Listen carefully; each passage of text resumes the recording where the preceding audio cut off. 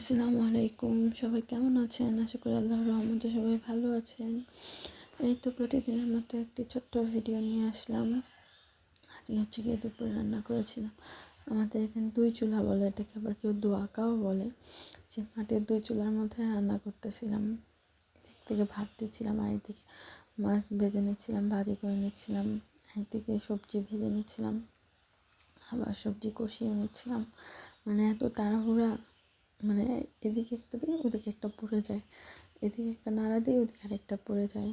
তো এরকম করে চটপট করে তাড়াতাড়ি করে রান্না করে নিচ্ছিলাম। এখন এই মাছটা ধনিয়া পাতা দিয়ে নামিয়ে ফেলবো কিছুক্ষণ বলক দিয়ে।